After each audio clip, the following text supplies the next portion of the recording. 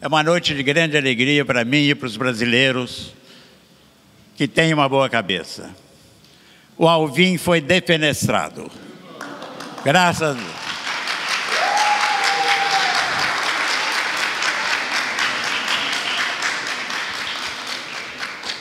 O fracasso subiu-lhe a cabeça. Olá, boa noite. Sejam todos bem-vindos. Sou Maria Fernanda, repórter de literatura do Estadão. É um prazer estar aqui na abertura desse festival Verão Sem Censura. A gente abre hoje, aqui na Biblioteca Mário de Andrade, uma exposição chamada Banidos. E esse debate aqui é um pouco sobre, pelo menos uma das obras que está exposta aqui, que é Zero, do Loyola.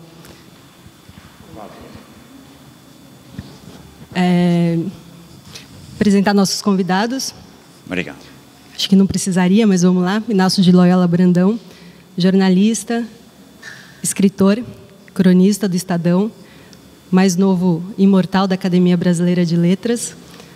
O Inácio era diretor de redação da Última Hora, depois do golpe militar, durante a ditadura, e dos textos que ele precisou guardar, né, não pôde publicar. Desses textos nasceu o Zero, que é um dos livros mais emblemáticos aí do período. Então a gente vai conversar um pouquinho sobre isso também. E a Laura acaba de publicar um livro muito interessante sobre os bastidores da censura ao rock santeiro. Então ela vai contar um pouquinho também o que significou e os 3 momentos marcantes dessa obra, né? Acho que a maioria conhece mais só a versão de 85, né, da Globo, mas ela tem uma história muito maior por trás e antes dessa estreia. Acho que hoje é um dia, como o Inácio falou, bastante movimentado para a cultura, para a política cultural. Acho que esse tema vai ser debatido também, afinal, a gente fala de censura e censura, como vocês vão poder ver na exposição ali no 3º andar, não é uma coisa que estava ali na ditadura, é uma coisa que acompanha a humanidade ao longo de toda a sua história e nunca acabou, né? Então, eu começo fazendo uma pergunta para o Inácio, e acho que há 45 anos você fala sobre o Zero. Falar sobre o Zero hoje, em pleno, sei lá, janeiro de 2020, tem um significado diferente? Ter que falar sobre ele, ter que contar essa história? Porque está mais atual do que nunca falar do Zero, que é um livro que falou da ditadura. E eu estava conversando com a Laura hoje, de vez em quando eu olho trechos, e nunca foi mais atual o Zero. Se eu tivesse que escrever hoje, eu acho que escreveria a mesma coisa. Há centenas e centenas de pontos de contato com tudo aquilo que ocorreu entre 64 e 85. Portanto, aquilo que se imaginava que fosse um livro datado, acabou sendo um livro que contou a história. E a história verdadeira está ali. Eu digo por quê. Eu fiquei tão emocionado com Alvim cair que eu me molhei todo. Abri a garrafa d'água e caí tudo. Aí você me segura no tempo. O Zero, na verdade, começou a ser escrito no dia 1º de abril de 1964. Como? Nesse dia, quando os militares se instalaram no poder, para fazer uma revisão da história, como se diz agora, né? Porque não teve ditadura. O que teve foi uma revisão da história. Eu trabalhava no jornal Última Hora, que era um jornal, vamos dizer, de centro-esquerda. Era um jornal que tinha sido criado pelo Samuel Weiner para defender o Getúlio, que o Getúlio tinha a grande imprensa contra ele. E o Banco do Brasil financiou a Última Hora, e a Última Hora se tornou um jornal de grande repercussão na época. E, claro, que quando vieram os anos 60, defendia Jango, que era exatamente quem deveria ser deposto por esse grupo. No dia 1º de abril, o general Mourão já tinha descido para o Rio de Janeiro, o Amari Cruel já tinha aderido à Revolução e tinha dado o golpe. Avisaram na última hora que um grupo do CCC, Comando de Caça aos Comunistas, descia do Mackenzie para empastelar, como se dizia, a última hora. Nós fechamos todas as portas, todas as jornalistas, a última hora foi um dos primeiros jornais a admitir jornalistas, mulheres, fotógrafos, mulheres, designers, mulheres e etc. E disseram para as mulheres, vamos embora. Essa coisa um pouco machista, mas nenhuma saiu de dentro do jornal. As portas foram fechadas, o CCC acabou descendo pela Consolação, mas chegou aqui em frente ao mapping, desviou, a última hora era no Anhangabaú, desviou em direção à Faculdade de São Francisco, que era mais inimiga do que a Maria Antônia. E nós ficamos lá embaixo, livres. Até que na altura de 7h30, 8 horas, a Força Pública, hoje PM, invadiu o jornal, quebrou telefones, quebrou máquinas, prendeu algumas pessoas e fechou o jornal, que foi reaberto 15 dias depois. Faltavam muitos elementos, faltava repórter, faltava fotógrafo, faltava colunistas. Uns tinham sido presos, os outros desapareceram, outros já logo se exilaram, o Samuel Weiner saiu do país. E tinha um elemento novo na redação quando a gente voltou a funcionar. Eu era uma espécie de diretor de redação, o termo era outro, editor e diretor de redação, mas... E eu é que fechava o jornal e mandava para a gráfica, ou seja, cada seção, sindicato, estudantil, câmara, etc., passava a página para mim, e eu passava para a desenhadora e tinha um elemento novo que ficava numa mesa à minha direita, que era o censor. Uma figura, nessa fase que é chamada pré-histórica da censura, o censor era de carne e osso ao nosso lado, a gente via aquele homem. E ele me advertiu, quer dizer, não manda nada para a gráfica, dizíamos oficina, não manda nada para a oficina, sem passar por mim. E eu fechava a página, passava para ele. Uma página passou, 2 páginas. Na terceira, ele me mandou de volta uma matéria com um carimbo verde vetado. E eu, ingênuo, perguntei por quê. Ele diz assim, mais uma pergunta como essa, você vai preso. Eu sei por quê. E eu tenho ordens e eu tenho as normas que vão agora reger a imprensa dentro do Brasil. E não falou mais nada e nunca mais ninguém dirigiu a palavra para ele. Ao longo de um grande período, ele foi proibindo entrevistas, foi proibindo notícias, foi proibindo reportagens, foi proibindo artigos gerais, foi proibindo caricaturas, fotografia, tal. Instintivamente, eu tive uma atitude. As mesas de redação eram enormes. Hoje você entra numa redação, é um buraquinho assim com o computador, mas as mesas eram enormes, principalmente a minha, com os gavetões. Abri a última gaveta e joguei dentro o que ele tinha proibido. E assim fui fazendo ao longo dos meses, assim fui fazendo ao longo de 1 ano, assim fiz ao longo de 2 anos. E aquele material eu comecei a levar para o meu apartamento, morava aqui na Praça Roosevelt, numa kitnet, e fui deixando no chão, porque eu não tinha espaço. E um dia,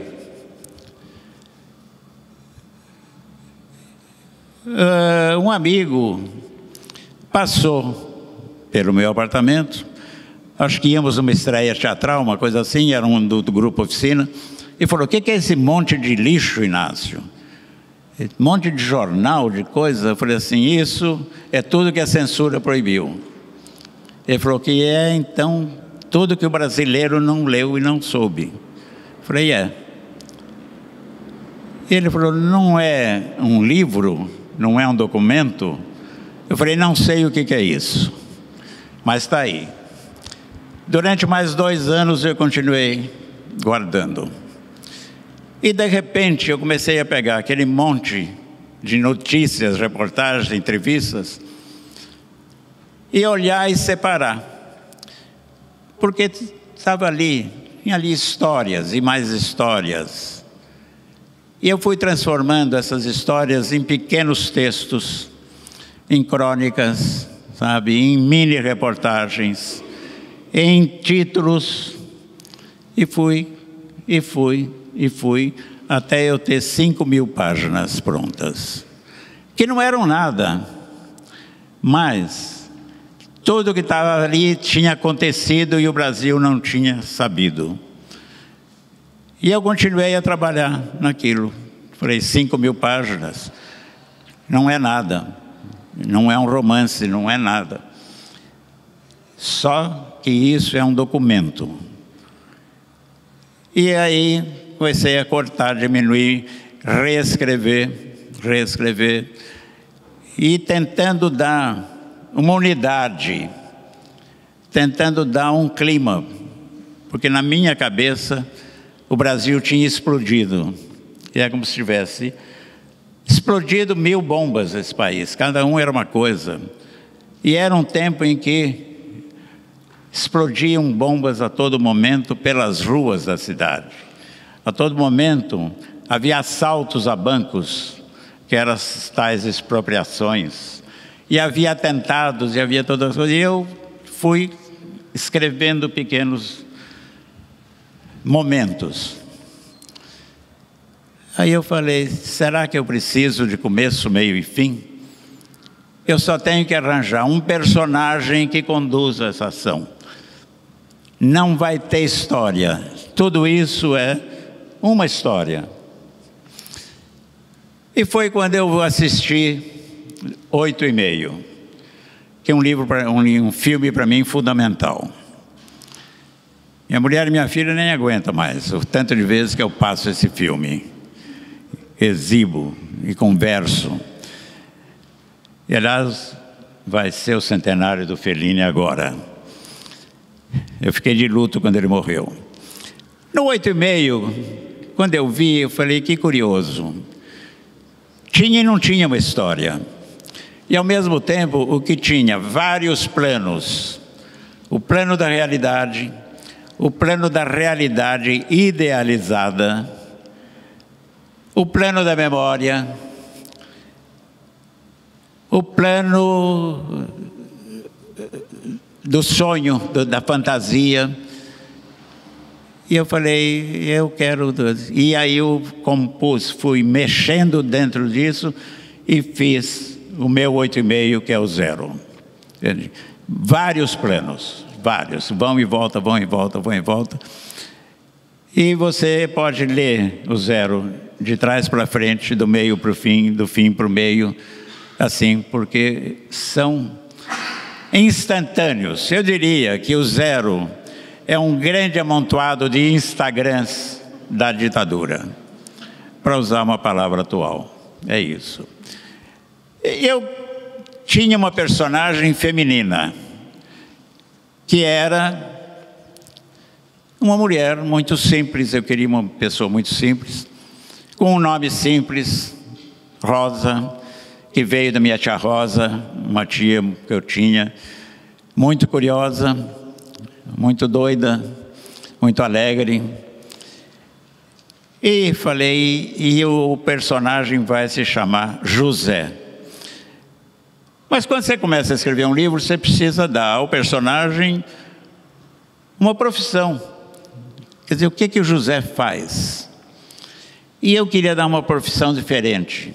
Eu queria dar uma profissão meio humilhante, meio, sei lá, escabrosa, meio esquisita, sabe? E não vinha. Um dia, eu fui ao Cine Paissandu, porque eu fazia ao mesmo tempo crítica de cinema no jornal.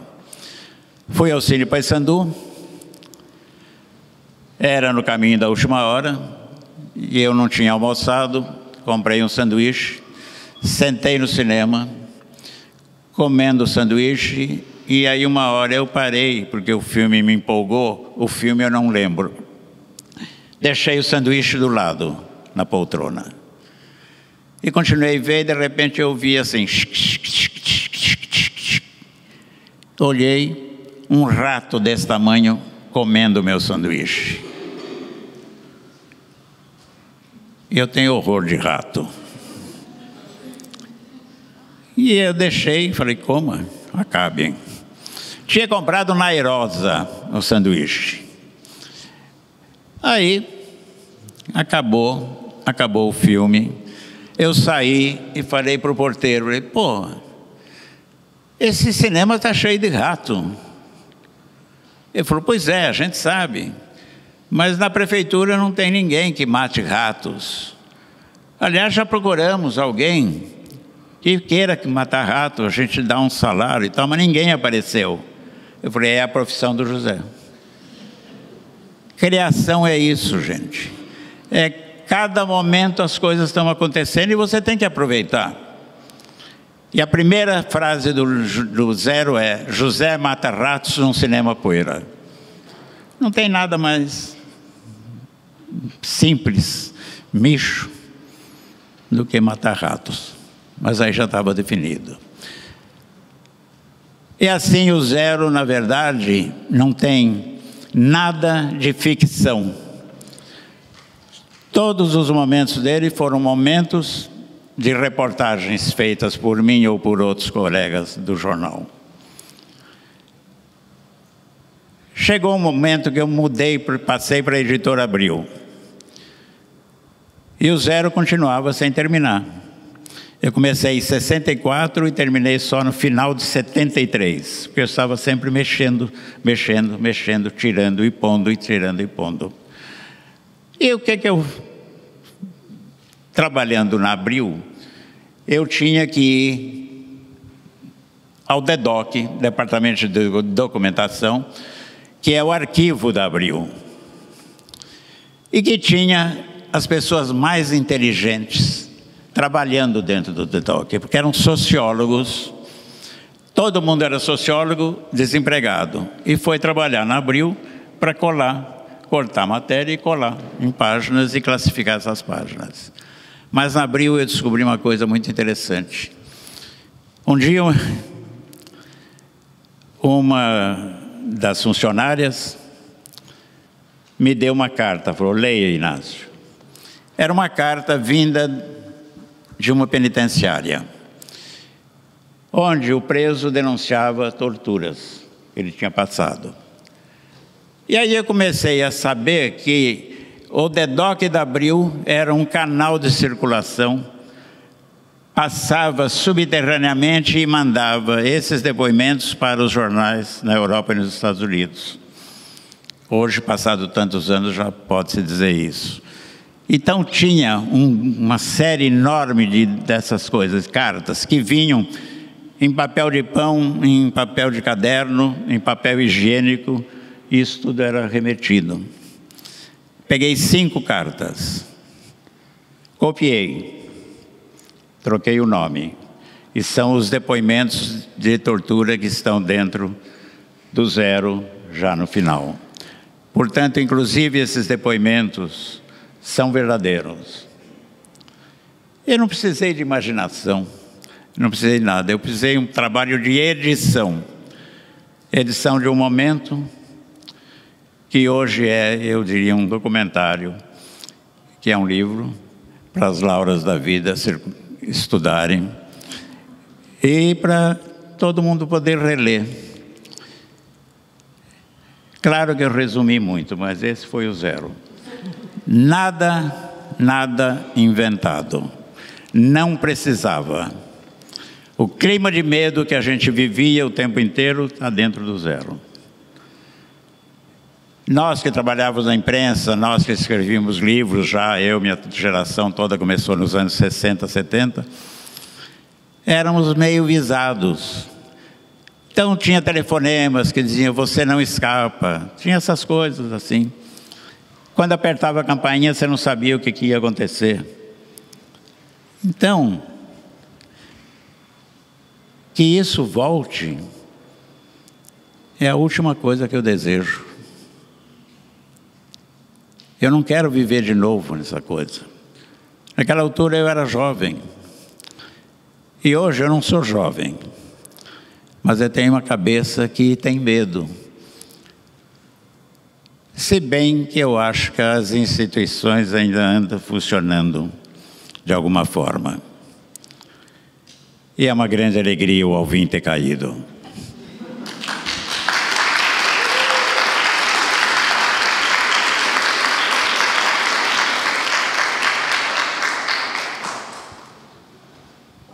Alô? Alô, censura. Obrigada. Alô. Obrigada pelo convite. É uma honra estar aqui debatendo a censura ao lado do Inácio. Um privilégio que eu jamais imaginei que eu teria um dia. Estou muito feliz.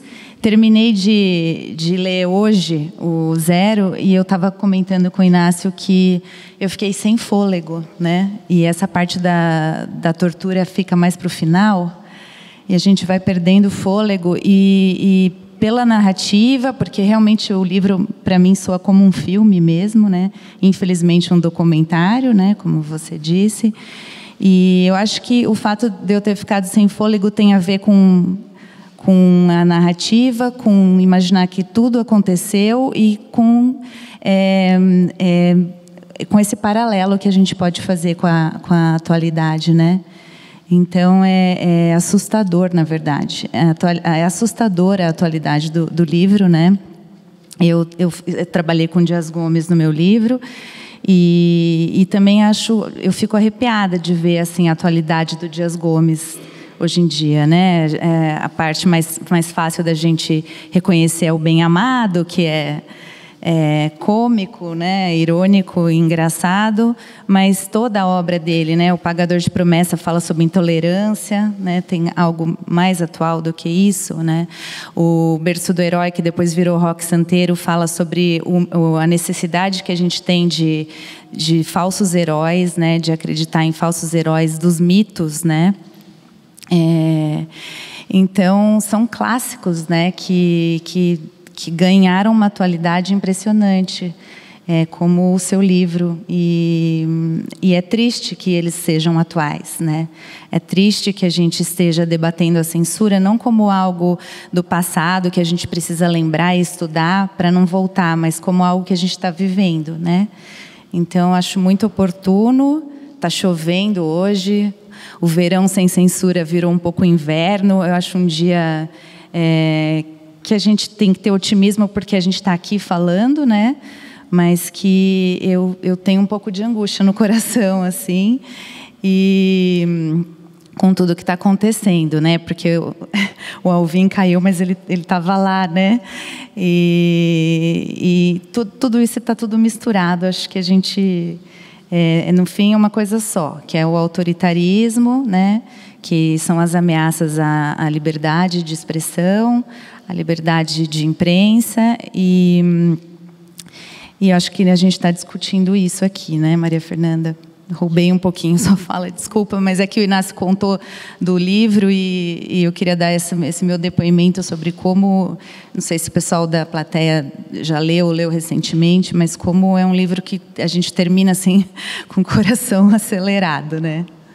A gente tem algumas, não digo coincidência de data, mas alguns fatos que eu acho que... Não está funcionando. Oi, pronto. Só para a gente retomar algumas datas, assim, Inácio começa a escrever mais ou menos em 64, você fala? Começa a coletar o material. Começa a coletar o material. 64. 65 é a primeira versão do texto do Diário. 66, mais ou menos, a primeira versão. 66, 67.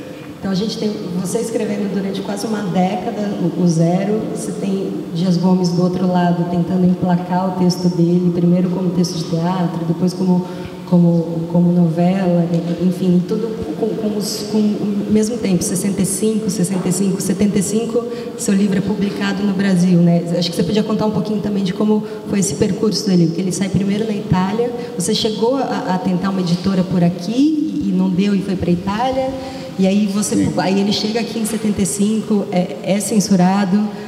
Eu tenho um dado aqui do livro Repressão e Resistência, Censura a Livros na Ditadura Militar, da Sandra Reimão, uma pesquisadora da USP, que mostra que em 70, 5 dos 25 livros que foram submetidos à avaliação foram vetados. Em 75, o número vai 109 livros vetados para 132 livros submetidos. Então, a gente está ali em 75 tentando passar o Roque Santeiro, tentando liberar o Zero. Então, queria pedir para você primeiro contar um pouquinho desse percurso da publicação do livro e depois da censura, e aí a Laura pode contar um pouquinho quais são esses 3 momentos aí do Roque Santeiro até ele virar o Roque Santeiro que a gente, os mais jovens, conheceram. Bom, terminado o livro, procurei a editora. 13 editoras recusaram.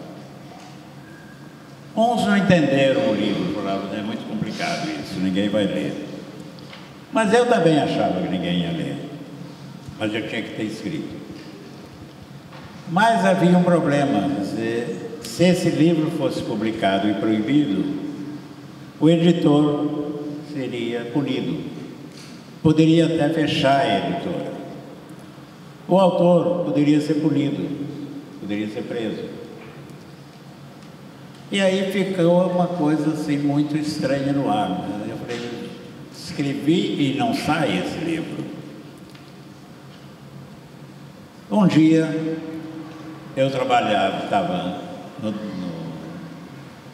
saí da Cláudia, fui para a Realidade, e a Realidade estava no final, morta pela censura, porque era uma revista muito combativa, a melhor revista que já se fez no Brasil. E trabalhava lá o Jorge Andrade. E eu estava com o original, que está ali exposto, aberto. Porque eu tinha levado para abrir, eu não lembro porquê. E ele falou, o que é isso? Eu falei, é um livro que eu escrevi. E ele falou, ele começou a ler, eu falei, posso levar? Eu falei, pode. Uma semana depois, o Jorge Andrade deveria ir para Roma entrevistar o Murilo Mendes, fazer um perfil. O Jorge Andrade, grande dramaturgo, era o melhor autor de perfil da revista Realidade. Claro, é um homem que sabia fazer personagens. E ele levou, ele falou, posso levar o livro? Eu só tinha esse. Eu falei, leva. Era temerário, eu podia perder o livro. E, aliás, um volume foi perdido por uma mulher que era uma agente literária. Só tem esse segundo, primeiro. Ele levou, e lá, conversando com a professora Luciana Steganho Picchio, que dava aula de literatura brasileira e portuguesa na Universidade de Roma, falou, Jorge, é a grande amiga do Murilo Mendes, foi na casa do Murilo que o Jorge fez a matéria com ele, na casa da Luciana. Aí a Luciana falou, não acontece nada na literatura. Ele falou, tem um livro aqui, louco, que eu estou fascinado. Ela começou a ler, ele falou, você pode deixar? Ele deixou. 2 meses depois, ela me mandou uma carta. Eu tenho possibilidade de colocar esse livro na Feltrinelli. Posso? Eu falei, pode, claro. E no meu sonho grandioso, a Feltrinelli tinha sido a editora que descobriu o Dr. Zhivago. Já me imaginei. Pasternak, outro. Falei, claro que pode. E ela realmente foi, a Feltrinelli comprou o livro. e deu para traduzir para um dos melhores alunos dela, que era Antônio Tabucchi. Depois, Tabucchi foi um dos grandes romancistas da Itália, um dos maiores modernos, e que se tornou um grande amigo, né? Aí, o livro foi traduzido, eu passei um tempo na casa do Tabucchi, trabalhando os dois. Pouco antes de publicar, eu no Brasil recebi primeiro um telegrama, que não tinha e-mail, não tinha nada, da Luciana, dizendo o seguinte: nós temos nossas relações e tem um novo adido militar na Embaixada do Brasil, que soube, ninguém sabe, sobre a existência desse livro que vai falar dessa ditadura. E que avisou que qualquer livro que denegrisse a imagem do país, esse autor seria preso e fuzilado. Você quer publicar o livro assim mesmo? O livro está pronto. E aí? Estaria eu disposto a ser fuzilado? Não. E me bateu o medo. E aí eu senti que a coisa era muito complicada. E eu confesso que eu disse, não vou publicar. Eu quero viver. Mas eu não dormia mais. Não dormia mais. E minha primeira mulher, a Bia, então, aqui está aqui a Márcia, há 36 anos comigo, me suporta e me orienta. A Bia falou, você passou 10 anos nisso, rasga, joga fora e vai embora. Era tudo mentira. Eu mandei um telegrama, disse, publique. E fiquei com você.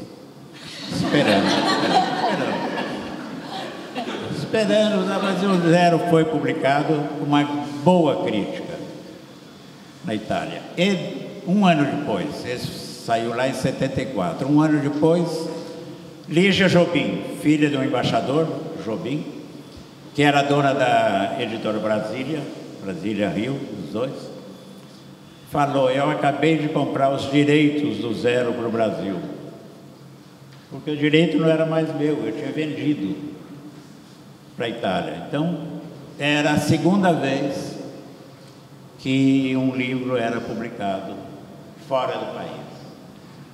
A Josélia pode me ajudar, parece que um livro do Jorge Amado saiu primeiro fora do país. Não sei se foi o Carlos Prestes? Isso, Vida do Luiz Carlos Prestes. Uhum. Na Argentina, 1942. Sim.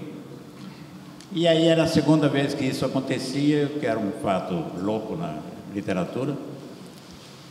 O livro saiu aqui, dia 31 de julho de 1975, meu aniversário. Saiu e nenhum crítico disse, as críticas foram todas elogiando, mas ninguém disse, é o Brasil. Mesmo porque eu tinha eliminado a palavra Brasil de dentro do livro. Eu dizia assim, é este país que é vizinho do Brasil?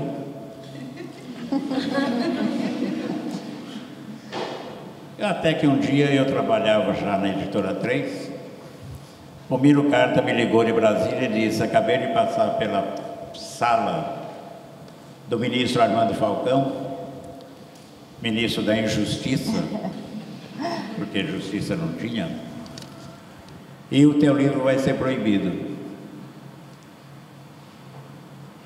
Naquele tempo eu estava fazendo Planeta, na Editora, e tinha o censor, era um homem de ascendência húngara, Dr. Richard Bloch, inteligentíssimo, agradabilíssimo, e um homem muito interessante, e eu não entendia por que ele era, ninguém entendia por que ele era censor. E ele um dia chegou na redação e disse, gente, amanhã vai ser proibido Corações e Mentes, o grande livro do Vietnã. Fechou a redação, fomos todos assistir o filme, e no dia seguinte foi proibido. Então ele ia nos dando as dicas. boçal.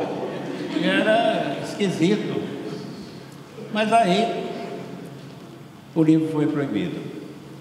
E aí eu falei, Dr. Bloch, eu sei que vai ser proibido, o que eu faço? Ele falou, eu vou falar com a Polícia Federal.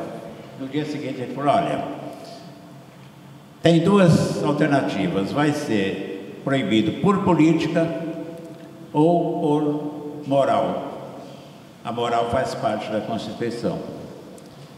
Se for por moral, tranquilo, você não vai poder fazer nada, mas também não vai ser preso. Se for política, prepare-se, porque vai ser muito desagradável. 2 dias depois ele veio, todo contente, ah, que bom, foi só por moral. Eu falei, Dr. Bloch, foi proibido. 10 anos da minha vida, eu tinha 40 anos, 10 anos, 1/4 da minha vida está aí. Ele falou, eles não querem saber de nada. O livro foi proibido, ficou 3 anos proibido. A grande coisa, e foi proibido, e eu, quando terminou, que abriu, foi o Lira, né, o ministro que tirou a censura. Eu fui a Brasília para olhar a pasta, só tinha uma página dizendo assim, o livro 0 é proibido por ser atentatório à moral e aos bons costumes. E saber. Agora, foi muito curioso porque eu andava o Brasil inteiro. Eu, João Antônio, e Antônio Torres. Falando. O que nós fazíamos? A gente não falava de literatura. Eu lia tudo que era proibido. Essas notícias vocês não ouviram. O Antônio Torres e o João Antônio também falando. A gente falava só de política. E o que a gente viu? Em cada lugar tinha um exemplar do 0 totalmente destroçado. Tanto ele tinha passado de mão em mão. Em Pernambuco, em Recife, um grupo de estudantes contratou um grupo de datilógrafas e datilografaram o 0 inteirinho. Pobres datilógrafas. Quem conhece o livro é de uma dificuldade imensa. Box dentro da coisa, 3, 4, 5 colunas no meio da página, de desenhos e tal, eu infernizei todo mundo. Eles tiveram, e essa cópia circulou, escrito de mão em mão, ou seja, nenhum livro morre, você pode proibir o livro que ele vai continuar de alguma maneira. E a resistência dos estudantes foi uma coisa muito bonita, quer dizer, tinha um movimento interno nesse país, muito grande, o que dava uma esperança de mudança em tudo. E era muito gozado, porque num regime de direita ditatorial tinha cópia, que era igual no regime comunista ditatorial, que tinha também as cópias, o samizdat, como se ficou sabendo depois.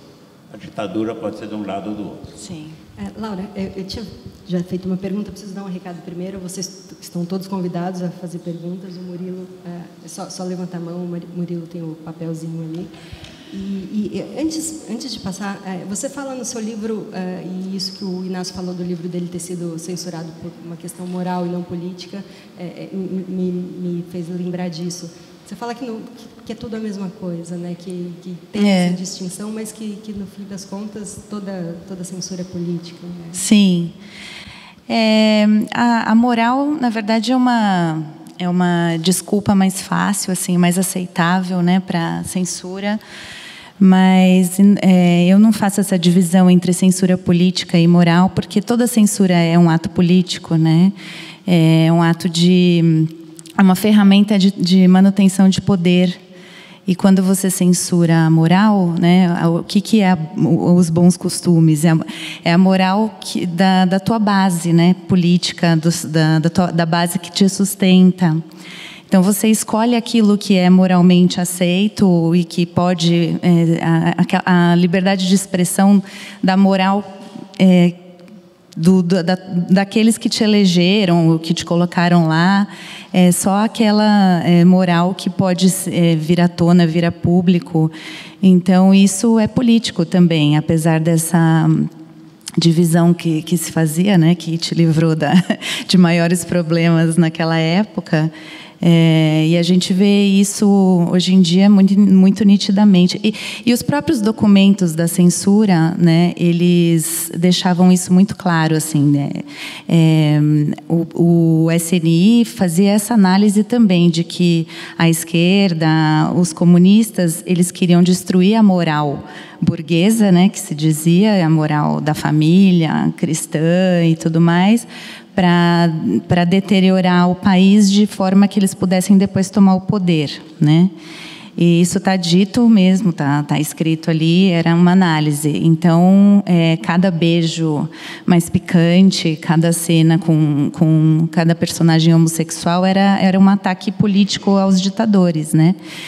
E também do lado da oposição, esse ataque à moral vigente, aos bons costumes, também era um ataque político, né? Também existiu uma estratégia de desmoralizar essa moral que era permitida, né? E como o Inácio falou, né, é um jogo político mesmo, né? E a censura, ela não é uma ferramenta de direita nem de esquerda, ela é uma ferramenta de governos autoritários, né? É uma ferramenta de manutenção de poder, seja quem for que esteja no poder. Eu brinco que ela é democraticamente distribuída à direita e à esquerda, sem partido político definido, né? Agora, só comentando um pouquinho, você falou do perigo de publicar o livro, né? E isso é muito interessante porque mostra que a censura ela não tem a ver necessariamente com legislação, né? Existem outros mecanismos de sufocamento e que não necessariamente a gente precisa ter uma lei, né, para sustentar uma censura. E o Berço do Herói, na peça que depois virou o Roque Santeiro, foi publicada em 65, né, pela civilização brasileira. Naquela época não existia a censura formal aos livros ainda, a censura, a legislação para isso, né? Mas como é que era feita a censura? Com essa intimidação que o Inácio relatou agora, né?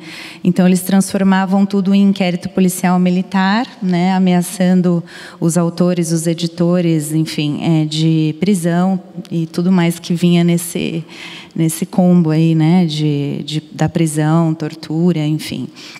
Então, o Berço do Herói foi publicada, tinha o prefácio do Paulo Francis, e que ele até estava lembrando hoje que ele faz uma comparação, ele também citou um ministro nazista, que era o Goering.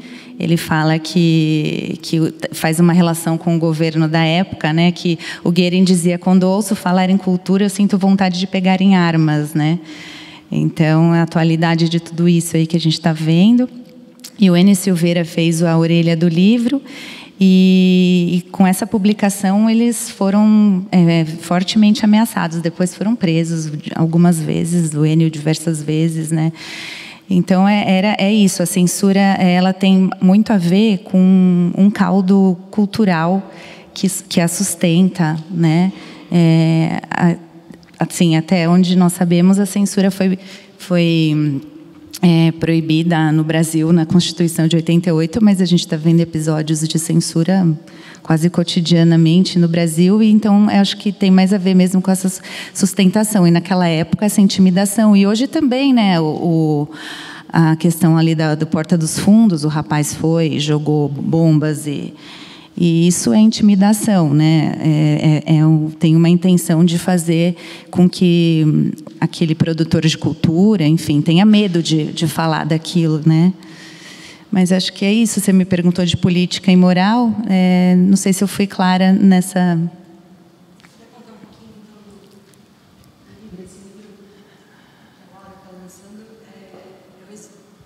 É o resultado da dissertação de mestrado, né, que você fez na USP. E puder contar um pouquinho do herói mutilado e da história dele? Eu estava estudando a história da TV e do Dias Gomes e achei muito interessante esse caso dessa obra. Eu acho que não deve ter uma outra obra com uma história semelhante, tão censurada assim, porque O Dias Gomes lançou a peça em 65 e foi censurada no dia da estreia. A gente estava comentando antes de começar o debate que isso também era uma estratégia de sufocamento econômico, porque eles liberavam o texto, né? Primeiro eles tinham que submeter o texto, né, à censura. E foi liberado na época pela censura do governo Lacerda, que apoiava os militares, né? E depois eles tinham que ter um ensaio geral para dar a liberação definitiva, né?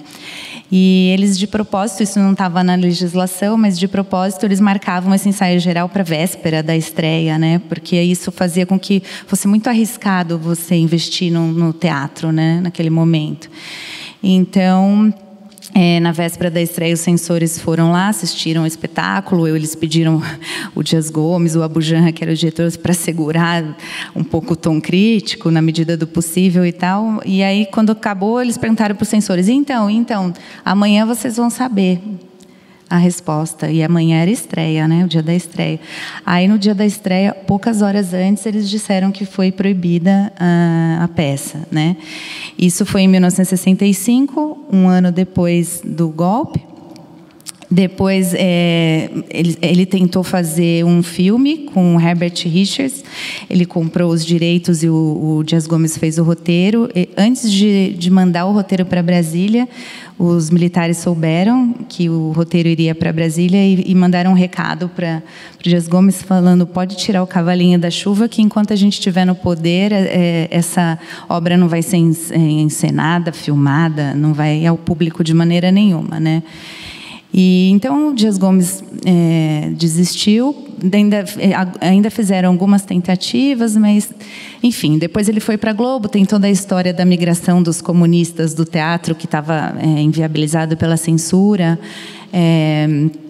para a televisão, que se tornou um veículo importante para os comunistas, inclusive, né? E então, lá em 75, ele fez a transposição das peças dele para a televisão. Essa foi uma marca da obra dele. E em 75 ele resolveu tentar fazer uma versão do Berço do Herói. Foi uma coisa velada, assim. Ele falou com o Boni, ele avisou a direção que ele faria isso, mas ele garantiu que ia tirar o tom político, porque acho que é importante contar, né? O que é o Berço do Herói? É a história de um Cabo Jorge, que ele vai para a Força Expedicionária Brasileira para a Itália, né? Na guerra. E então chega na cidade natal dele a história de que ele havia levantado ali conseguiu salvar todos os colegas dele ali numa atitude heróica e tudo mais, e morreu fuzilado e salvou enfim. Isso chegou à cidade natal dele, então ele virou um mito. Aí começaram a atribuir milagres a ele e tudo mais. E a cidade começou a progredir com isso, com o turismo, para conhecer a cidade natal do Cabo Jorge. E aí os políticos começaram a ganhar dinheiro, os empresários e tudo mais. E aí, 17 anos depois, ele reaparece, né? Ele tinha desertado e passou esses anos em bordéis da Europa. E quando ele volta, ele ameaça toda essa... enfim, toda essa situação privilegiada, turística, financeira da cidade, e os poderosos resolvem que ele não pode reaparecer. Então, ele é um falso herói militar, né? É muito nítido o motivo da censura. Então, o Dias Gomes, no Rock Santeiro, ele tira o militar, ele... tira a patente do personagem e faz um produtor de Santos que tinha defendido a cidade de bandidos e de um ataque à igreja e tudo mais. E aí o resto da história, quem conseguiu assistir lembra. Então é a mesma coisa, ele reaparece, a cidade progrediu, tem até bordéis e tudo mais, e eles precisam manter esse vivo morto, né? Então ele fez isso, mas o que acontece? Isso também a censura faz uso de várias ferramentas. Um telefonema dele para um amigo foi grampeado pelo SNI, né? E eles descobriram essa manobra, né, por esse grampo que era algo ilegal, né? A censura era legalizada, mas o grampo não. Então, isso mostra também como a ditadura, ela, quando precisava, fazia algumas leis para justificar seus atos, mas, às vezes, ela não fazia as leis e continuava usando de ferramentas à margem da lei, né? E aí, diante disso, achei coincidência a data, né, Inácio? Porque teu livro foi lançado em 31 de julho de 75, né? Aqui no Brasil, e daí veio a censura, né? Essa censura do rock santeiro aconteceu no dia 27 de agosto. Então, mostra ali deve ter um bastidor ali comum, assim, né, a tudo isso naquele momento, né? Era a guerra entre a abertura, né, e a linha dura. Então, acho que foi importante esse bastidor, assim, para que e no caso da novela da Globo, foi uma coisa muito radical a censura, né? Uma coisa inédita, porque todo mundo sabe que a Globo apoiava a ditadura, apoiou o golpe, né? E existia uma relação de negociação sempre, assim, muito tensa, né? Entre as emissoras de TV e a censura, principalmente com a novela, que é esse produto feito capítulo a capítulo, todo dia era uma negociação nova, né? E era interessante para ambos os lados que não fosse rompida essa negociação de forma abrupta, como foi no caso de Rock Santeiro, porque aí chegava ao público e ninguém queria que isso acontecesse, né? Nem a TV e nem a ditadura, muito menos a ditadura. Então, eu acredito que o governo foi pressionado nesse momento, porque o Dias Gomes tirava um sarro, ele era muito irônico, né? Esses militares são bobos, não vão perceber nada, e dava risada e tal.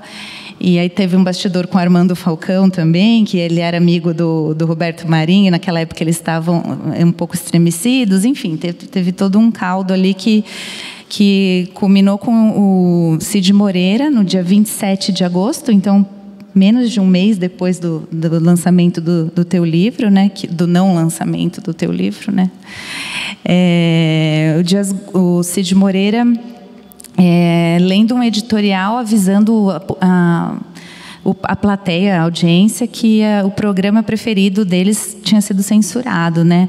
Se hoje a gente tem uma dimensão de que o que William Bonner fala no Jornal Nacional ainda é importante, né? Apesar de tantas mídias e tudo mais, imagina naquela época o Cid Moreira falando algo, né? Um rompimento ali momentâneo entre a Globo e os ditadores, né? Então foi muito chocante. E isso fez com que a censura, que era um tema restrito ali aos políticos, à intelectualidade, né? Ao Inácio ali que estava sentado do lado do censor, virasse um tema do botequim, da dona de casa, né, do país todo. Então, foi um tiro no pé muito grande, porque, de repente, as pessoas leigas começaram a falar, como assim proibiram a nossa novela? Mas o Dias Gomes não é um dramaturgo tão bom, fez o Bem Amado, né? Tantas novelas de sucesso, Pagador de Promessa, ganhou o Festival de Cannes, tão respeitado. Por que eles proibiram uma novela dessa e tal? E aí foi curioso que uma comitiva de globais foi a Brasília bater na porta ali do Geisel, e entre eles estava a Regina Duarte. Ela não estava nessa primeira versão, porque a viúva porcina era a Beth Faria, mas ela era namoradinha do Brasil, era um símbolo da teledramaturgia brasileira, né, que estava naquele momento florescendo e muito importante. E ela estava lá na comitiva dos globais, ali com diretores, autores e atores, e aquilo foi assim, teve uma repercussão incrível. A censura não conseguiu segurar as reportagens, né? O Estadão fez, o Jornal da Tarde, todo mundo teve que fazer. Não dava para ignorar a namoradinha do Brasil ali na porta do Geisel, né? E, bom, enfim, eles censuraram 36 capítulos já editados, porque eles pediram para assistir aos capítulos e mesmo assim, na última hora ali não liberaram. Eles tiveram que ter uma solução rápida ali de uma reprise de uma outra novela da Jeanette Claire, e aquela novela foi censurada, ficou censurada por anos. Tentaram outras vezes liberar, não conseguiram. Aí, quando veio a redemocratização, né, quando os militares saíram do poder finalmente em 85, a Globo pensou, vamos aproveitar esse momento de festivo, né, o fim da ditadura, o fim da censura, a volta da liberdade de expressão, da democracia, e vamos pegar uma novela, vamos pegar o Roque Santeiro e transformá-la em o símbolo da censura em símbolo da volta da liberdade de expressão. Então, colocaram essa novela no ar e foi um absurdo a audiência, assim, foi a maior audiência da história da TV brasileira. Virou um fenômeno de unanimidade, assim, de audiência. E então todo mundo só pensava naquela novela, na Viúva Porcina, o Senzio Malta e tal. E enquanto isso, em Brasília, né, toda a estrutura montada durante 21 anos, né, do governo militar continuava operando da mesma maneira, né, e censurando capítulo a capítulo, né, como se nada tivesse acontecido.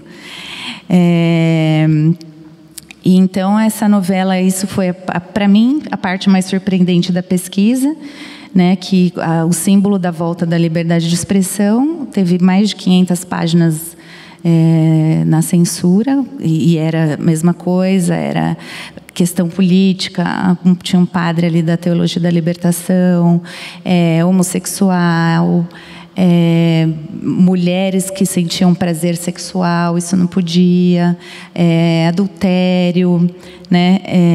Enfim, as mesmas questões que estão aí até hoje, cortadas e cortadas e cortadas. E é curioso que a novela ela discute o mito, né? O falso mito. Então, a volta da liberdade de expressão era um mito, né? O fim da censura era um mito também. E assim foi, assim, e ficou na memória afetiva do Brasil. A festa ficou mais a festa da audiência do que isso aí. Não veio muito à tona porque a gente tem dificuldade de romper com os mitos, né? Então era difícil naquele momento dizer que o Brasil não era um novo Brasil, uma nova república, né? E isso foi apagado da história.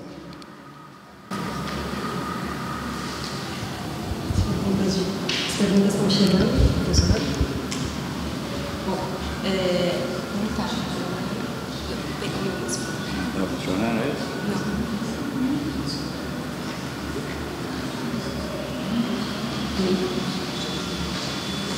Bom, você lembrou ali, em 88 acaba a censura no Brasil.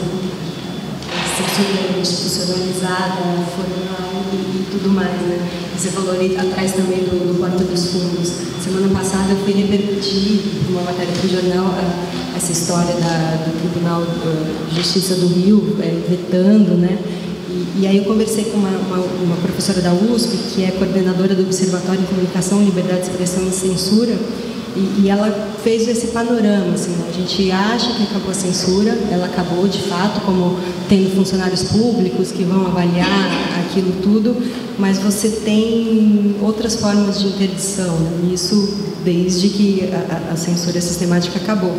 Tem a censura togada, que eu não conhecia essa expressão, que hoje o judiciário, ela disse, é o grande censor, né, no Brasil. Tem as tentativas de censura por qualquer pessoa que tem algum tipo de poder, alguma autoridade, e aí pode ser político, como foi o caso lá do Crivella no Rio, com a Bienal e aquela HQ que tinha um beijo gay. Pode ser financeira, econômica, como foi o Centro Cultural Santander com a exposição do museu. E isso tudo sem contar a autocensura, né, que eu acho que é uma das formas mais perversas de censura. O que vocês acham mais... Era mais fácil combater lá atrás uma censura formal, ou é mais difícil combater essa censura que está aí, que está nas escolas? a gente estava lembrando ali um caso também, o Inácio não teve só o Zero censurado, há coisa de 10 anos ele teve envolvido numa polêmica porque um texto dele, incluído numa coletânea chamada Os 100 Melhores Contos Brasileiros do Século, é isso? Tinha um conto dele lá que causou muito incômodo em algumas escolas e aí novamente ele se viu tendo que lidar com isso. Qual é a censura mais difícil de ser combatida? Você falou uma coisa que foi o momento pior. Foi quando a censura saiu da redação, passou para Brasília e você mandava para Brasília. Mas chegou um momento em que veio uma coisa dizendo assim: agora vocês sabem o que não pode ser publicado. Foi a pior coisa do mundo, porque às vezes você não publicava no jornal ou na revista uma determinada matéria e o outro jornal publicava. Era uma coisa, era um ardil, era uma coisa venenosa, era uma grande sacanagem, porque você ficava em suspenso o tempo inteiro: posso ou não posso publicar? E você acabava não publicando, e aí o outro publicava, e aí você publicava uma coisa que o outro não publicava, e estabeleceu uma grande confusão. Quando deixaram por nossa conta, a gente não sabia se podia ou não podia, porque de repente vinha uma coisa assim: não pode vocês coisas, aprender a revista ou o jornal, porque essa notícia, mas nós não sabíamos, vocês deviam saber. Esse foi um momento tenebroso, a autocensura. Quer dizer, porque cada um de nós passava a fazer a autocensura com medo. Então a autocensura foi a pior coisa que existiu. Agora eu queria dizer uma coisa, aliás já estou dizendo, é que nem a repórter de televisão dizia assim: eu queria fazer uma pergunta. Eu falei: você já está fazendo. Teve momentos curiosos, porque quando chegou um momento entre 75 e 80 que todos os escritores foram para o Brasil afora falar. E chegava em algum lugar em que o centro acadêmico tinha convidado e o diretor da escola proibia o escritor de falar. Então tinha censuras de professores e diretores. Isso foi muito comum. E às vezes os alunos pegavam aquele grupo e iam para onde? Para um jardim. Em Indaiatuba, onde um diretor proibiu, nós fomos todos para uma estação ferroviária falar. Havia, por outro lado, uma resistência. Na Universidade do Sagrado Coração, em Bauru, que era administrado por freiras católicas, quando chegou um grupo, era eu, o João Antônio Torres, para falar, o Zero tinha acabado de ser proibido, e dois professores disseram assim para a reitora, irmã Jacinta. Eles acabaram, o livro, o seu Inácio Loyola acabou de ter um livro proibido, e isso é muito perigoso, quer dizer, ele não está de acordo com isso, não pode ele falar. E a irmã Jacinta disse: ele vai ser o primeiro a falar o que ele quiser. Então teve também esses momentos em que tinha pequenas grandes resistências. Eu fugi da sua pergunta, eu respondi assim, mas também é uma coisa que eu lembrei. Por outro lado, na Editora 3, onde eu trabalhei, tinha duas revistas, Luiz e Status, que publicavam mulheres nuas e textos. Foram pré-playboys. Tinha textos muito bons. A Status um dia fez um concurso de contos. O vencedor foi o Rubem Fonseca com O Cobrador. A revista foi para Brasília e voltou. Proibido O Cobrador de Rubem Fonseca. O Gilberto Mansur, que era editor da revista, pediu para uma funcionária redatilografar o conto em outra máquina, colocou um pseudônimo, mandou para Brasília e o conto foi aprovado. Então, o que você fazia? Outra vez, a revista Mais Feminina, da Editora 3, que tinha matéria sobre virgindade. Era proibido virgindade, porque podia as mulheres perder a virgindade, as jovens. A menos que vestissem azul e rosa, entende? A Damares não é de hoje, não. Tem muita Damares lá atrás. Bom, a revista recebeu essas duas revistas status. Não, a revista Mais tinha uma Maria Inês França, linda editora, que ia a Brasília negociar. Um dia, o Dr. Richard Bloch falou ao Luiz Carta, dono da editora: não manda mais essa moça, manda o homem mais feio que você tiver dentro da redação, porque a censora implicou com ela, porque ela é bonitinha, elegante e perfumada. Manda o mais feio. E se mandou o mais feio da redação. E todas as matérias passaram. A censora aprovou tudo. Era muito louco. Entende? Era muito louco. Era esse o clima que a gente vivia, de surrealismo.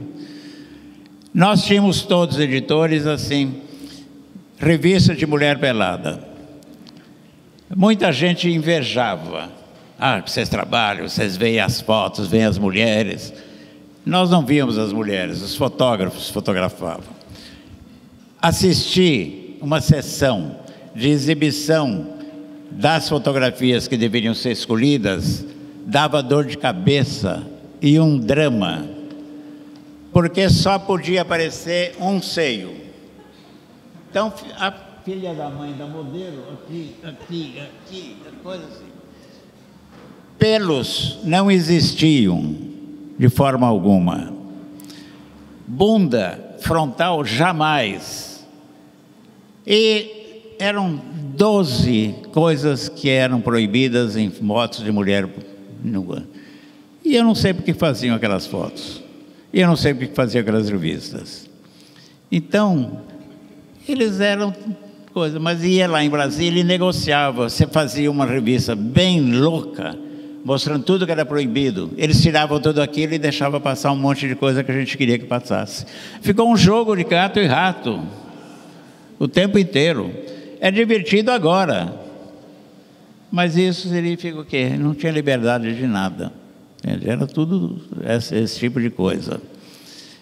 Enfim, isso são apenas pitorescos de uma triste história, gente. Não era nada gostoso, nada agradável.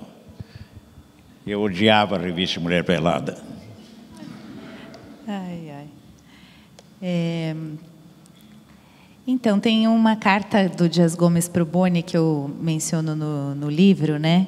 Reclamando da autocensura, né? Ele falava bastante que era mais difícil brigar com a censura interna da Globo do que com a censura do governo, né? Ele dizia que... Ele falava assim... todo mundo, qualquer pessoa na Globo hoje se julga no papel de censor, né? E diz para mim, isso não vai passar, não põe isso, não põe aquilo, né? Mas não só a Globo, como outras emissoras de TV, eles contrataram ex-censores, né? Para fazer essa autocensura, né? Para facilitar. Então, o próprio censor que estava lá no dia que a peça O Berço do Herói foi censurada, chamado Otati, ele foi contratado pela Globo e para dizer o que você acha que passa, né? Tinha Dercy Gonçalves, que dava um baita trabalho, o Dias Gomes dava muito trabalho para ele, né? E essa técnica do boi de piranha eles faziam muito nas novelas também, né?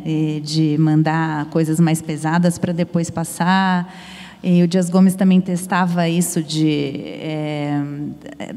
assim, depende de quem mandar, vamos ver se eles censuram ou não. Era o boi de piranha. E ele fez com a Jeanette Claire, porque a Jeanette Claire era menos visada, apesar de que o SNI também a considerava de esquerda, comunista inclusive, né? Coisa que a própria esquerda não reconhecia, né? Então teve um diálogo que foi proibido no Dias Gomes e ele mandou pela Janete Claire para a novela da Janete Claire e foi liberado. Isso acontecia mesmo, essa coisa que você diz que é pitoresca, mas que é triste, na verdade, porque era tenso, né? Era muito trabalho, né? Era muito... eles eram coautores, né? Os censores eram coautores chefes, né? Dos artistas, né? De quem produzia a cultura e a arte. E você falou sobre... A tua pergunta era se... Você falou da professora Cristina, né? Da censura de toga, a judicialização da censura. Então, eu acho isso, que a censura ela tem muito mais a ver com um caldo cultural do que com legislação, como eu falei, né? Por exemplo, a Escola Sem Partido é um projeto, tá como projeto de lei federal, estadual, municipal. Mas o próprio idealizador, eles sabem que não precisa mais vir a lei, porque já né, na prática. Porque qualquer pai, qualquer mãe, qualquer aluno, qualquer um com celular se acha no direito de filmar uma aula e dizer o que o professor pode ou não pode falar, né? Teve o Crivella, o governador Dória mandou jogar apostilas em sacos pretos porque ele discordou da forma como aquela apostila tratou a questão de gênero, né?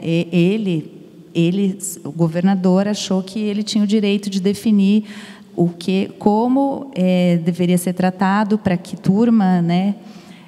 Então as pessoas todas hoje se acham no direito de dizer o que pode e o que não pode ser dito, né? O rapaz lá do Porta dos Fundos acha que não pode, ele foi lá e jogou, sei lá, bomba na porta. Então, e daí, né, que não está na Constituição de 88, não precisa mais estar. Está no ar, né? A censura está na cultura, está colocada na sociedade brasileira, infelizmente, né? E ontem ela ganhou até um outro nome, né, de curadoria. Tem o filtro, né? A gente foi... Não, desculpa, é que você falou você que falou da Damares, né, do Azul e Rosa. Quando a Damares falou que a Frozen é lésbica, né? Lembra disso? A princesa Elsa é lésbica? Eu lembrei da dona Solange Hernandes. Você lembra da dona Solange, uma censora que era chamada Solange Tesourinha, era o apelido dela, porque ela cortava tudo. E eu acho que, não sei se foi o Boni, acho que foi o Boni que falou para mim que a dona Solange via pornografia em tudo. Aí, não sei, você falou que a Damares não é de hoje. Ela também acha que o Frozen é uma coisa sexual e tudo mais, então é pornográfica, né? Então, tá aí, reencarnação. Ontem a gente foi surpreendido, né, com a criação de um prêmio para ajudar a tornar a arte brasileira heróica e nacional. E com a fala do então secretário Roberto Alvim, que foi demitido depois de se apropriar do discurso do ministro da propaganda nazista do Hitler, e dele dizendo que se não for isso não vai ser nada, né? No final desse discurso ele falou que isso não era censura, era curadoria, por isso que eu até brinquei com um novo nome. No momento em que a gente tem um governo que, ao anunciar uma política pública para a arte, fala primeiro em guerra cultural, e depois cria uma política, um prêmio, um edital, sei lá o que é isso direito, que vem junto com o recado de que existe uma arte correta e uma arte errada, isso não se configura também como uma forma de censura? E aí eu já emendo uma outra, que mesmo com a saída do Alvim, o fato é que o discurso combina muito com as ideias desse governo. E como que o artista pode resistir a esse momento? E aí eu juntei com uma pergunta que já veio da plateia também. Fazendo. E fazendo. E proíbe, você faz de novo. E proíbe, você faz de novo. E proíbe, você faz de novo. Não tem outro jeito. A gente está pronto para resistir? Dá para fazer isso só pelas redes sociais ou precisa de uma coisa mais forte? Não sei se dá, mas tem que fazer. Sabe? Não sei se dá, mas tem que fazer. Não tem outra maneira de resistir, senão continuar criando do jeito que a gente cria. Do jeito que a gente tem. E eu estou escrevendo tudo que eu tenho que escrever e vou continuar. E sei lá o que pode acontecer, mas acho que a resistência é essa. Até que ponto Agora, uma outra coisa de censura, não sei se foi a Damares ou um outro que lá atrás lançou uma ideia que está ainda lá dentro da cabeça do Weintraub.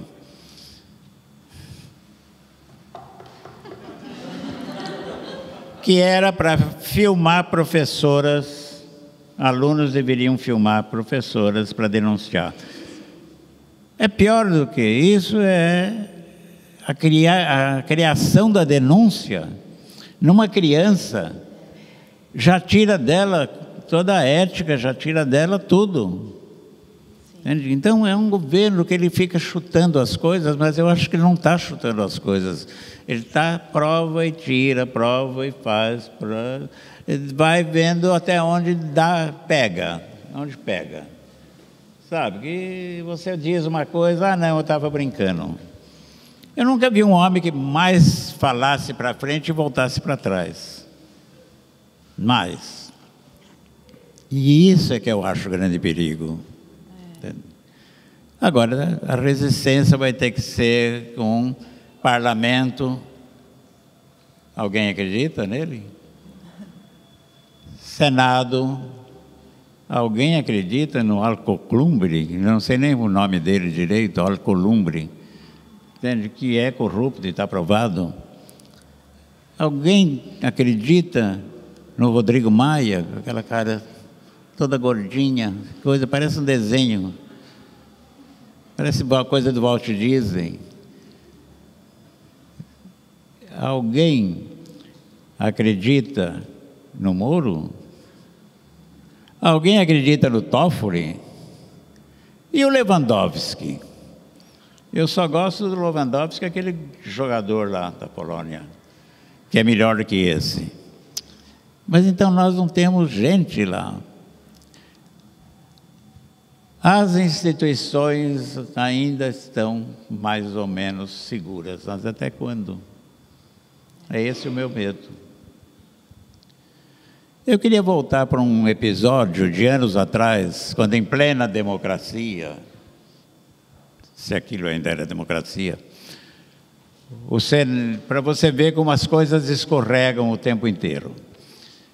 O Paulo Renato, já falecido, que foi secretário de Educação, distribuiu para o ensino médio um lote de livros. Livros, você sabe o que são os livros. São um amontoado de escritos de outros livros. Isso é que são os livros. E o Paulo Renato distribuiu, entre os livros, tinham vários autores, várias coisas. Um dos livros era os 100 melhores contos do Brasil. Tinha um conto meu lá, tinha não, tem. E num determinado momento, um pai de Guarulhos, um bombeiro, leu, a filha estava lendo o conto, ele leu também. No dia seguinte, ele foi ao Ministério Público exigindo a prisão do autor, que era eu. O jornal publicou isso. E aí explodiu em São Bernardo, numa escola do SESI. Não por acaso o Paulo Scaff é o chefe do SESI, o homem mais feio do Brasil. E a bibliotecária foi demitida porque tinha dado para os alunos lerem o conto. E começaram a professores a proibir, a diretores a proibir a leitura de todos os livros, porque já nem mais sabia o que era. E eu um dia saí com um grupo, uma equipe da Globo, para conversar com alunos. E perguntamos, chegamos numa classe, na aclimação, classe média, os alunos tinham lido e gostado do conto. E aí a repórter da Globo perguntou, mas você viu alguma indecência e imoralidade no conto? Porque o conto tinha algumas palavras realmente Como fortes. ele chamava? Obscenidades para uma dona de casa. Que é o meu melhor conto. Adoro esse conto. É a história da solidão de uma mulher. com humor.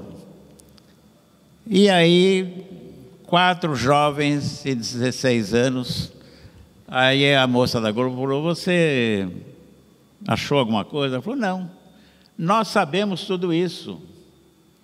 Nossos pais é que não sabem que nós sabemos. Nós temos uma vida em casa e temos uma vida fora. Aí a repórter falou, é curioso, é isso mesmo. E aí a repórter falou, você sabe, a menina, a jovem falou para a repórter, você conhece a história da mãe que chamou a filha e falou, senta aí, vamos conversar sobre sexo? Pois não, mamãe, o que você quer saber? É isso. A realidade é uma coisa e a cabeça dessa gente é outra. Só que a censura está em todo mundo. E isso você contou uma história de 10 anos atrás, demais, e a gente ouve histórias como essas todos os dias. Na virada do ano, uma escola de Santos foi atacada verbalmente ou com ameaças de processo ou retirada dos alunos porque escolheu um livro, adotou um livro sobre família. Não era um livro sobre família homoafetiva, era um livro sobre a diversidade das famílias, assim, não tratava só dessa questão. Em 2018, o Menino Sem Pátria foi tirado da lista de uma escola do Rio porque os pais acharam que estava incentivando. Enfim. Teve a exposição do MASP também, né? Sexualidades também, que teve que ser colocada para 18 anos por pressão da sociedade mesmo, né? Que a gente sabe que a censura tem toda uma base popular. Exato. Por trás disso, né? A nova censura, pelo menos. Não, sempre tem, né? Tem um pesquisador que escreveu um artigo sobre isso, ele estudou as cartas que eram enviadas para a censura, né?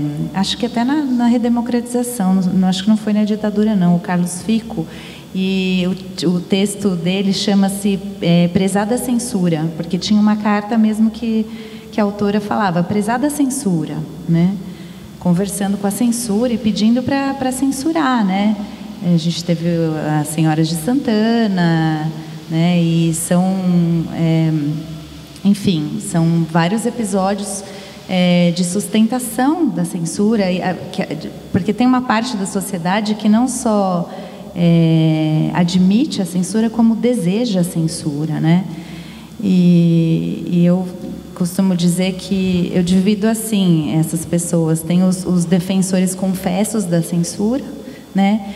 E tem, hoje é muito comum aqueles defensores da liberdade de expressão, que concordam com a liberdade de expressão, desde que eles concordem com o que seja dito também, né? Então, é muito perigoso isso.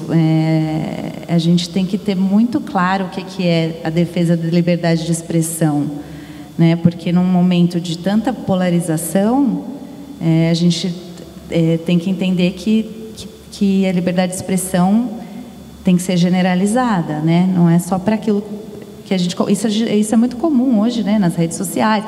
Desde um simples bloqueio, que enfim, todo mundo pode fazer, naquilo que você não concorda, tal. Mas essa cultura de não querer ouvir o contraditório, né? É muito forte, né?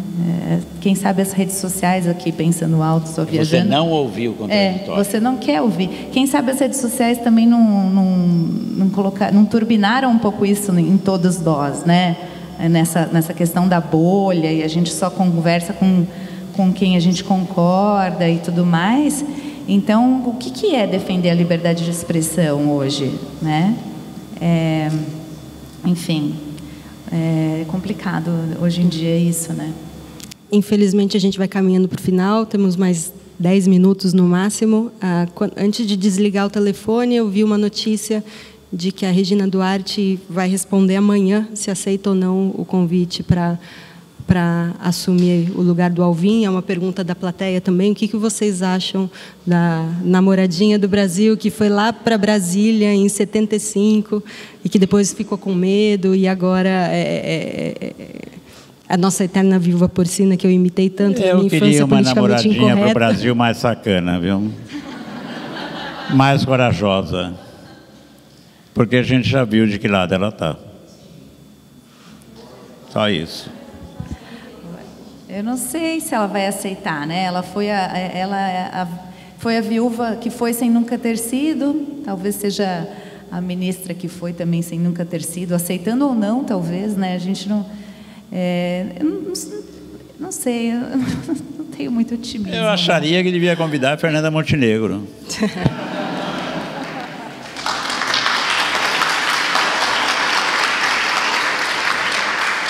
Aí caiu o Bolsonaro. Mas só caiu um secretário por outras razões, não é milagre ainda. Né? Porque a cultura é sempre uma das áreas a ser atacada no começo de governos autoritários, que depois a utilizam como ferramenta de transmissão de uma ideologia conservadora. Não, deixa eu ler, porque acabou de desligar a pilha do meu aparelho. Primeira pergunta. Sei, agora também o óculos. Ninguém chega nessa idade impunemente. Só não tenho dor nenhuma.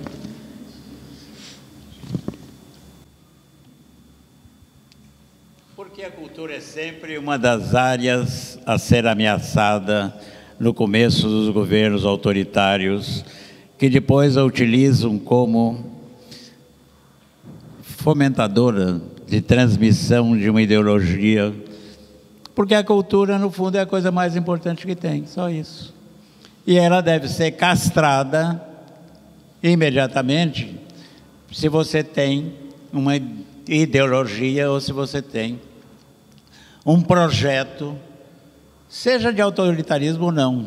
A cultura é tão importante que não tem nem ministério mais.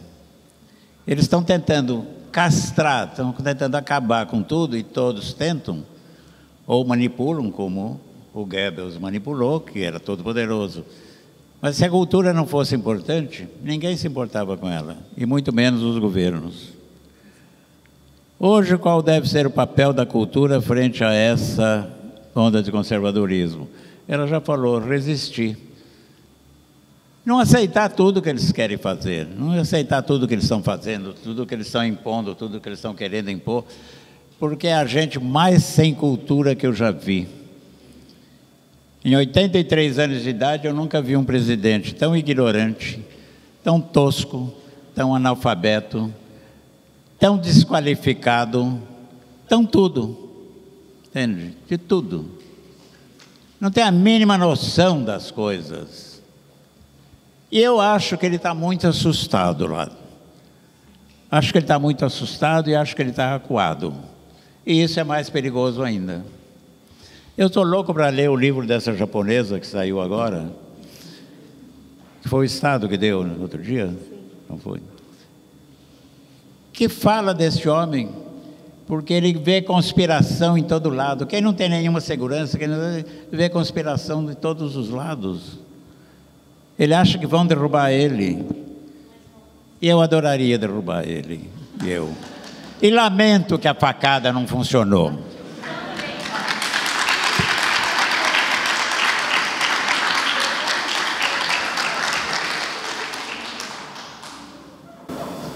Sobre a cultura, o Inácio já falou tudo, não vou falar mais nada, só aprendendo aqui, concordando com o que ele falou. Eu só queria acrescentar, faz mais ou menos um ano eu comecei a escrever uma coluna sobre educação na Folha, e aí tive que olhar para esse lado aí, né, para o Weintraub, para Damares, tudo mais. E só queria colocar aqui que a educação também, assim como a cultura, né, é um campo muito minado, né, nos governos autoritários. E a censura na educação é muito agressiva hoje em dia, né?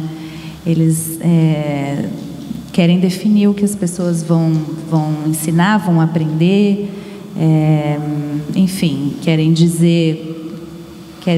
essa coisa do prêmio, né, da história, vamos escrever a história de um outro jeito, querem definir se o livro de história vai falar se existiu ditadura, se não existiu, se existiu tortura e não existiu.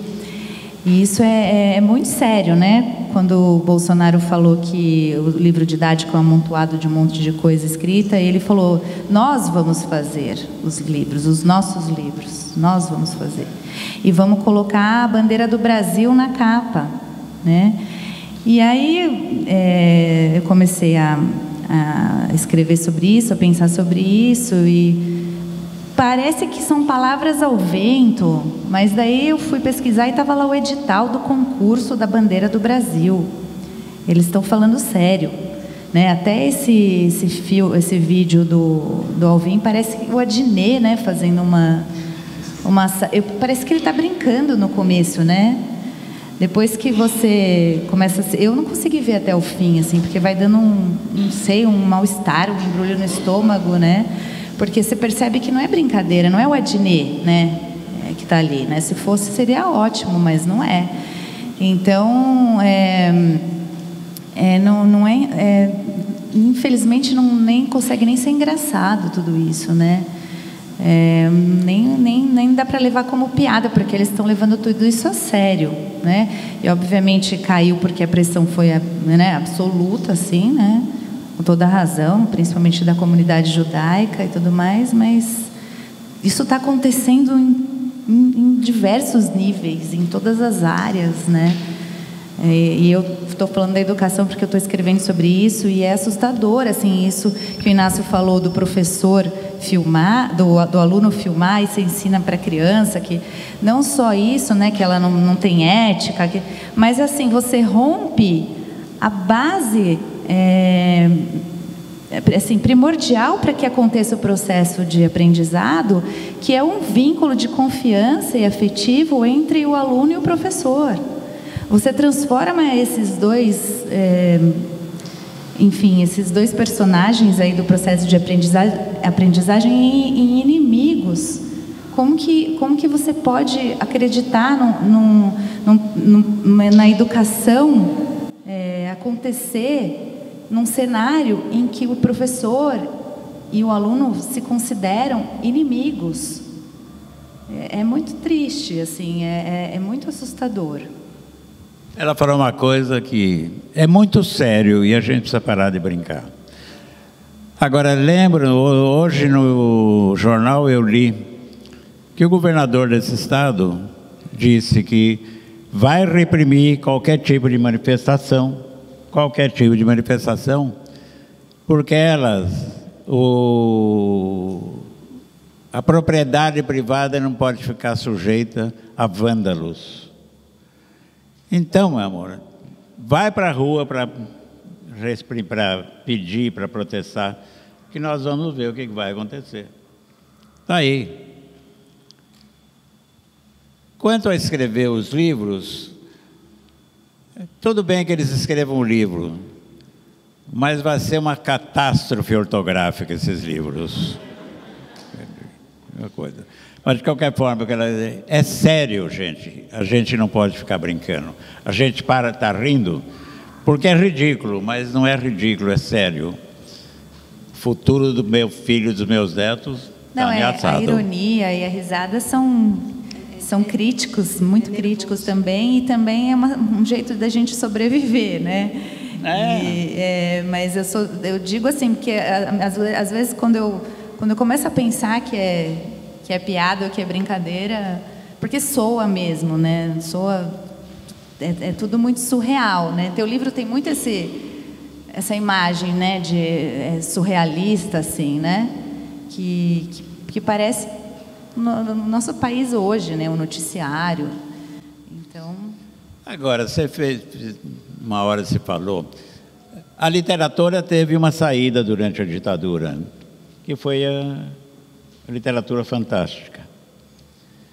Gente, eu mesmo tenho um livro chamado Cadeiras Proibidas, que são metáforas.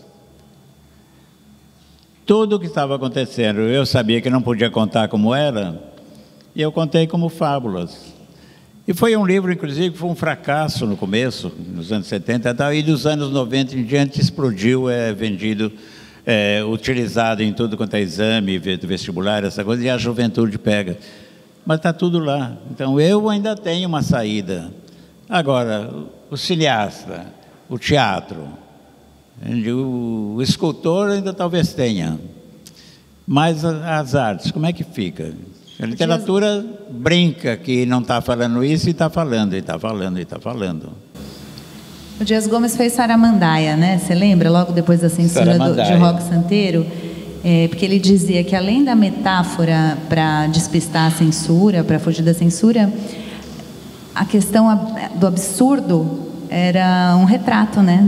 Da realidade do país, né? Do bizarro, né?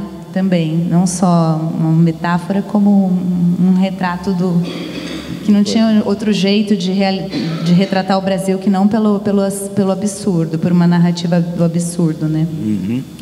Agora, outra coisa, eu não sei se eu escrevi mal. No meu último livro, publicado ano passado, meu mais recente, não é o último, Dessa terra nada vai sobrar, a não ser o vento que sopra sobre ela. Está ali, foi eleito o primeiro presidente do Brasil sem cérebro. Eu antecipei. E ninguém percebeu isso. A crítica está ruim.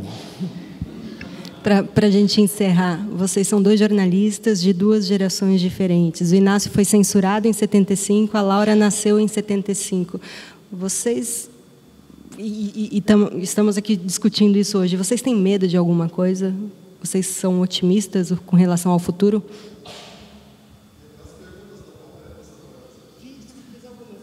Eu deixei, eu não consegui fazer as do zero.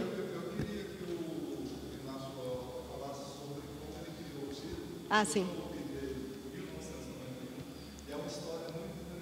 Qual é? Desculpa. Eles perguntaram como surgiu o zero. Eu ia pedir para responder depois por causa do tempo, mas se você puder responder. Ele vai...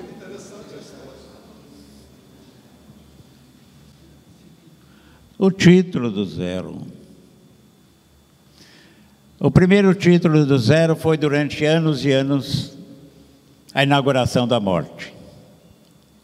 Porque eu via dentro da ditadura essa coisa, a inauguração da morte, porque as pessoas morriam, as pessoas desapareciam, as bombas explodiam, etc. Um dia, o ato de criação é muito curioso. Eu vinha pela rua e vi um grande outdoor, ao longe, e tinha um zero, enorme, vermelho. Fiquei olhando aquilo. Fui até lá perto e estava assim, zero de entrada e o resto em suaves prestações. Era um anúncio de uma loja de departamentos. Mas aquele zero imenso ficou na minha cabeça. E eu pensei, a vida termina em zero e a vida começa do zero. E o zero era uma prisão, quer dizer, só sai saindo por cima. Então o zero te prende. E falei, o livro é zero, porque era a zerificação da vida humana. Zero estávamos valendo todos nós naquele momento da ditadura. E deixei o zero. Isso me valeu encontrar meu livro muitas vezes na sessão de matemática. É verdade. E uma coisa curiosa, o livro teve várias traduções e a tradução para o francês foi o melhor tradutor que fez, que era o Jacques Chériot, que foi aqui até diretor da Aliança Francesa. O que o Chériot fez? Zero, herói zero, que é o José, juntou em português, em francês, zero, com H no meio, herói zero, zero, maravilhoso. Pena que eu não pudesse usar isso em português. Entende? Então tem essas coisas. Claro que o Telmo Martino, que era um tenebroso cronista, que arrasava com todo mundo, quando o Zero saiu na Itália, ele disse, foi o primeiro livro que ganhou com a tradução. Também tem isso. Mas essa foi a história do Zero, do título. Eu vou precisar pedir desculpas, vou deixar uma pergunta também sobre o Zero, se quiserem fazer para o Inácio agora aqui na saída. Se quiserem responder a minha última, é otimista, Inácio? Você é otimista com relação ao futuro? Eu sou otimista, porque adianta ser pessimista? E eu me lembro, o meu tradutor para o alemão, Kurt Meyer-Clason, que morreu com 101 anos, e é grande amigo meu, ele um dia disse uma frase muito interessante: um pessimista não passa de um otimista com experiência. Eu acredito que vai mudar alguma coisa. Eu acredito nas pessoas. Em algumas não. Mas eu andei por esse país o suficiente para ver que tem pessoas incríveis aí dentro desse país. Sabe? Um sujeito em Passo Fundo, que um dia me pegou lá na barraca da jornada e me levou até o lugar onde ele catava papelão e coisas, e tinha uma biblioteca com todos os livros que ele encontrou no lixo, alguns livros muito bons, e que ele distribuía na comunidade. Esse é um brasileiro lá no meio, sabe? Eu acredito nos brasileiros, nos países. Outro dia, uma cronista da Folha diz: o problema é o brasileiro, cancelemos os brasileiros. Não, cancelemos o governo brasileiro, não os brasileiros. É um belo povo, fudido, desgraçado, entende? Acabaram de fazer a reforma da Previdência, 1.900.000 casos lá, não tem quem atenda, porque não previram essa história. E chamam os militares. E aí os militares vão, e agora nós? Nós não sabemos fazer conta da presidência. Então é tudo assim, meu Deus. Não é o povo. É quem está lá no lugar do povo, não representando o povo. Mas eu sou otimista. Muda, isso muda. Isso muda. O final desta terra, nada vai sobrar, eu vou contar e já vou estragar. Não, eu trabalhava na revista Vogue com uma designer maravilhosa. E eu um dia fui na Graziella e fui a uma livraria com ela. Ela abriu o livro e leu logo o final. Eu falei: Graziella, você leu o final logo de cara? Ela falou: se for bom, eu quero saber como ele chegou aqui. Eu faço isso, leio o final, porque a arte do leitor, do autor, é como ele chegou lá. Então isso é uma ideia. No final desta terra, o que o personagem encontra? Porque o país meio se desmembra, e eu dou a autoria do Saramago, que no começo do livro dele, a Península Ibérica se desmembra, a Jangada de Pedra. No meu livro, o Brasil se descontrola e o personagem se vê à deriva em pleno oceano. E o que ele encontra? Pedro Álvares Cabral, que está chegando para descobrir uma terra que existe desse lado. E o personagem recebe o Pedro Álvares Cabral, vai, redescubra, porque talvez a redescoberta seja um novo país. Eu sou otimista, ainda que meio maluco. Cabral já morreu.